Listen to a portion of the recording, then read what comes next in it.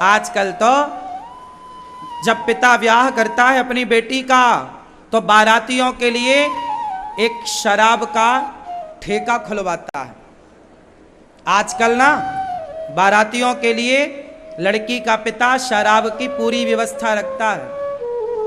हाँ या ना, ये बात सही है कि गलत है? बोलो। आजकल एक अलग से काउंटर होता है जहां शराब पीने वाले लोग जाते हैं, वहां महंगी महंगी शराब होती है और लोग शराब पीते हैं। अब बताओ, मेरा सवाल आपसे, आपसे मतलब लड़की के बाप से, मेरा सवाल है लड़की के पिता से, बताओ आपने बेटी का विवाह कराया, अरे बेटी का विवाह भी अपने आप में एक यज्ञ है। बोलो हाँ या ना? बेटी का विवाह एक यज्ञ है या नहीं? कितने लोग मानते हैं कि बेटी का विवाह यज्ञ है? क्यों आप नहीं मानती हो मेरी मां? बेटी का विवाह क्या है? एक यज्ञ है, और मंडप के नीचे यज्ञ ही होता है। पंडित जी कराते हैं, मंत्र पढ़ते हैं, लेकिन आज वो यज्ञ, वो विवाह का उत्सव, आजकल के लड़की के पिता शराब का ठेका खोल के बैठ जाते हैं और सबको शराब पिलाई जाती है।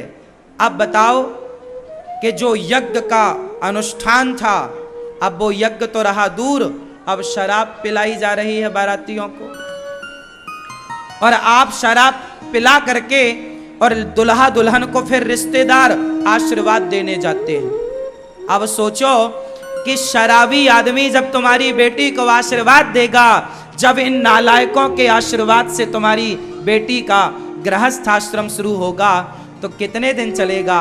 शराबियों का आशीर्वाद क्यों दिलाते हो?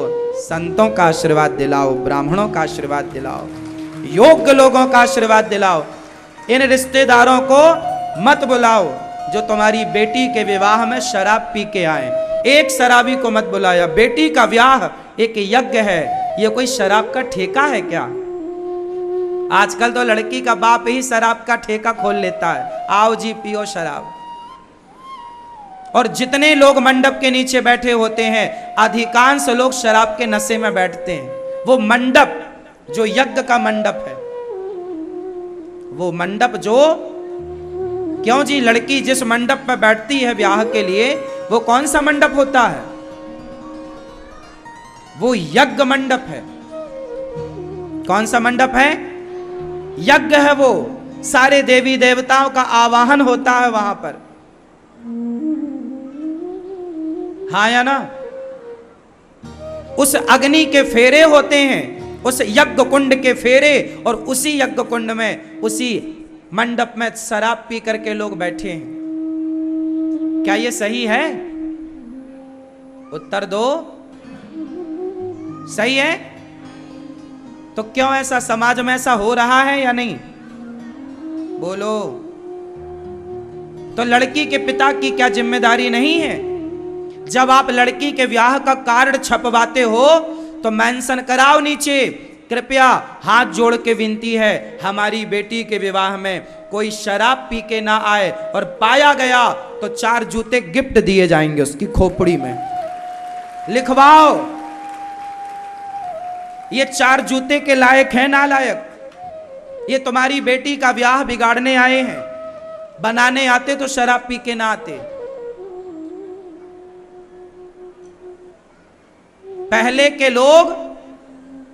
पहले लोग जब ऋषि मुनि यज्ञ करते थे ना, तो दुष्ट लोग उस यज्ञ कुंड में खून डालते थे, हड्डियां डाल देते थे यज्ञ को बिगाड़ने के लिए। बोलो हाँ। इसलिए विश्वामित्र जी राम को लेकर गए थे कि मेरा यज्ञ पूरा नहीं हो पा रहा है, ये नालायक लोग मेरे यज्ञ में हड्डियां डाल देते हैं, मांस का टुकड़ा डाल देते हैं। ताड़का इत्यादि क्या करती थी? यज्ञ नहीं होने देती थी। मारीच क्या करता था? यज्ञ नहीं होने देता था, वो सारा मांस का टुकड़ा, हड्डी डाल देता था यज्ञ कुंड में। तब गुरु वशिष्ठ जी और विश्वामित्र जी राम को लाए ना। बोलो हाँ। और राम को यज्ञ मंडप पर बिठाए, और राम जी धनुष बाण लिए खड़े थे। कोई नालायक आएगा मारेंगे। हाँ या ना? बोलो हाँ। के भूल गए? तुम भी 4 जूता लिए खड़े रहा करो द्वार पर। बेटी के ब्याह में। कोई शराबी आए तुम्हारी बेटी का, अब बताओ ये शराबी आएंगे मंडप पर बैठेंगे, शराबी शराब पीने वाले को महापापी कहा गया है। क्या कहा गया है? जोर से। अरे मेरे मां, रास्ता बिल्ली काट जाए ना तो अपशगुन माना जाता है। रास्ता, यदि बिल्ली रास्ता काट जाए तो अपशगुन माना जाता है। और तुम्हारी बेटी के ब्याह में मंडप के नीचे शराबी आकर बैठे हैं, क्या ये अपशगुन नहीं है? शराबी को महापापी कहा जाता है। मैं नहीं कहता, शास्त्र कहते हैं। शराबी को क्या बोला गया? शराब पीना, शराब महापाप की श्रेणी में आती है। पाप नहीं है, महापाप है। और तुम्हारी बेटी का ब्याह हो रहा है। आप में से कितने माता पिता हैं जो अपनी बेटी का बुरा चाहते हैं? चाहते हो? अच्छा, भला कौन कौन चाहता है अपनी बेटी का? तो मुझे उत्तर दो। मंडप के नीचे अच्छे लोगों का होना चाहिए या बुरा लोगों का होना अच्छा है? तो शराबियों को क्यों नहीं तुम लोग समझाते? क्या ये बात शादी के कार्ड में नहीं लिखनी चाहिए आपको कि हमारी बेटी का ब्याह है, और आगे से लिखो कि विवाह एक यज्ञ है, और आप सब जो आ रहे हैं बाराती घराती, आप एक यज्ञ में भाग लेने आ रहे हैं। कृपया आप अच्छे विचारों के साथ आए, शराब इत्यादि का सेवन करके ना आए। ये यज्ञ है, यज्ञ में आप सम्मिलित हो रहे हैं। हमारी बेटी का भविष्य इस यज्ञ से है, उसका पूरा जीवन। आजकल शादियां क्यों नहीं टिक रही हैं? क्योंकि विधान से विवाह ही नहीं हो रहा है। शादी हुई तलाक, शादी हुई तलाक। क्यों? क्योंकि उस विधि विधान से विवाह हो ही नहीं रहा है।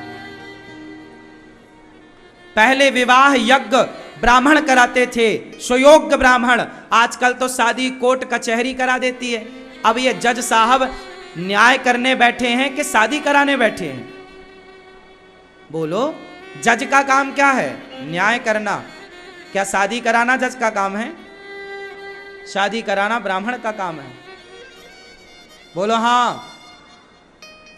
शादी ब्याह कराना, मंत्र पढ़ना किसका काम है? जोर से। ब्राह्मण का। न्याय करना किसका काम है? न्यायाधीश, जज का। लेकिन जज क्या करा रहा है? ब्याह।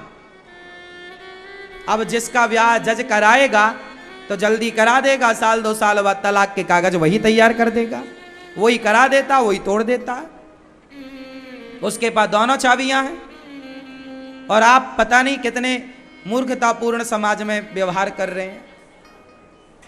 बेटी का विवाह यज्ञ की तरह होना चाहिए। मैया, क्या समझ में आया आपको? बताओ, बेटी का विवाह किसकी तरह होना चाहिए? हाँ?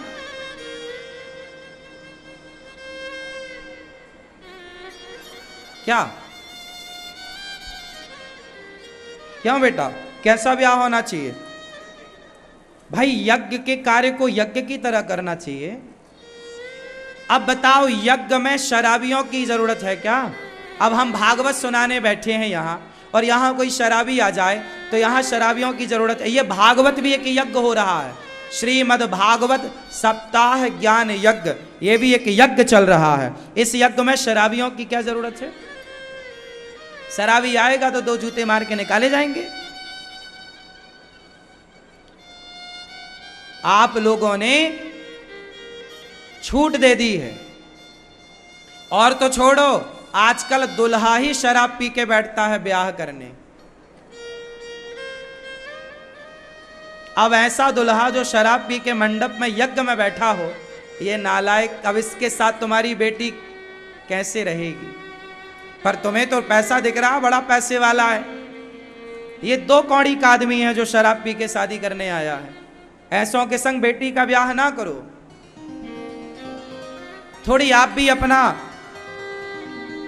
व्यवहार बदलो, स्वभाव बदलो, चीजों को बदलो। अब बोलो, बदलाव की जरूरत है या नहीं? उत्तर दो। तो कौन करेगा बदलाव? तो आज से कौन कौन मेरी इस बात से सहमत है कि शादी के कारण में ये मेंशन करना है एक लाइन कि हमारी बेटी के यज्ञ में, इस विवाह के यज्ञ में कृपया शराब पी के कोई ना आए? कौन कौन लिखेगा? और पाए गए तो 4 जूते पड़ेंगे। बुरा ना मानना, कृपया बुरा ना माने जब हम 4 जूते मारे तो। क्यों जी, ये मेंशन करोगे? है हिम्मत? अब जो शराब नहीं पीते वो तो कर लेंगे, पर जो खुद शराबी है, कई बार तो लड़की का बाप ही पिए भागता आया, वो खुद पिया है पिवक्कड़। शादी लड़की का भाई शराब पिया है, लड़की का बाप शराब पिया है, लड़के का बाप शराब पिया, लड़का शराब पिया। लो भैया, ये बैठे हैं मंडप के नीचे, इनसे भला क्या होगा? अब देखो, बदलाव आपके हाथ है। समाज में यदि विकृति आई है, समाज यदि गलत राह पर चला है, तो हमको चाहिए कि हम गलत परंपराओं को बंद करके एक सही मार्गदर्शन करें समाज का। भटक गया है आज का समाज। क्यों जी, भटक गया कि नहीं? तो विवाह आप लोगों ने क्यों किया? सब लोग बताओ, आप लोगों ने विवाह क्यों किया? यज्ञ का अधिकार पाने के लिए। यज्ञ का अधिकार पाने के लिए विवाह किया है, बाकी चीजें सब बाद की। तो हम सब लोग गृहस्थ में रहें और गृहस्थ आश्रम में रहकर, अच्छा गृहस्थ आश्रम के क्या क्या नियम हैं? बोलो, गृहस्थ के नियम क्या? एक अच्छी गृहस्थी क्या होती है? चलो बताओ, एक अच्छे सदगृहस्थ के लक्षण बताओ। मैया बताओ, एक अच्छा सदगृहस्थ कैसा होता है? आप बताओ।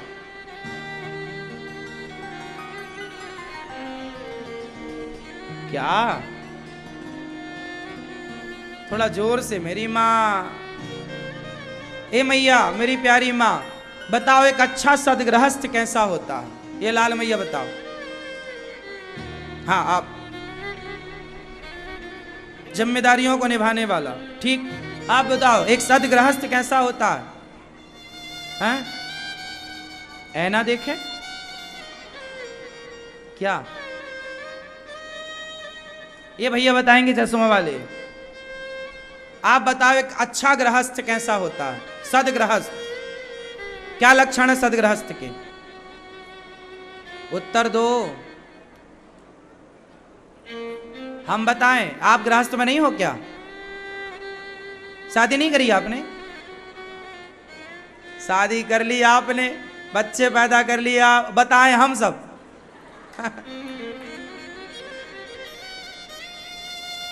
भाई आप बताओ एक सदगृहस्थ कैसा होता है? क्या लक्षण है सदगृहस्थ के? हाँ, ये भैया बताएंगे। आप पीछे वाले भैया और मैया मिलके बताओ।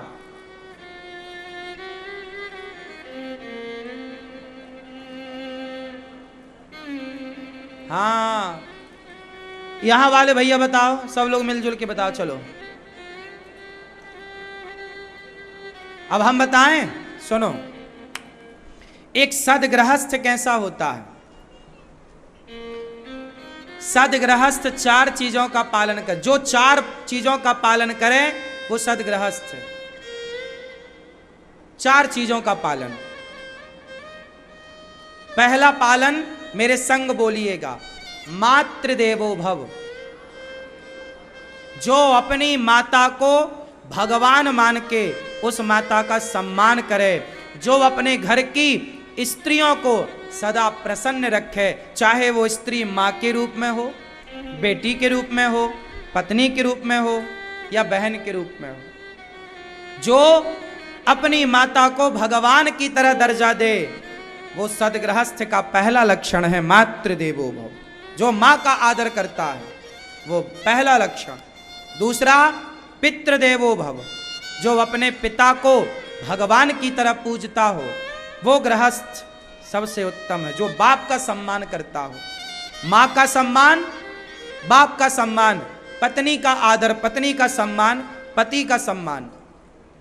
तीसरा, अतिथि देवो भव, जो अपने द्वार पे आए अतिथि को कभी भूखा ना जाने दे, कभी प्यासा ना जाने दे, वो सदगृहस्थ। और आचार्य देवो भव, जो अपने गुरुजनों के पास जाकर सत्संग करते रहें, भगवान की कथा सुनते रहें और गुरुजनों से ज्ञान पा करके उस ज्ञान को जीवन में उतारते रहें।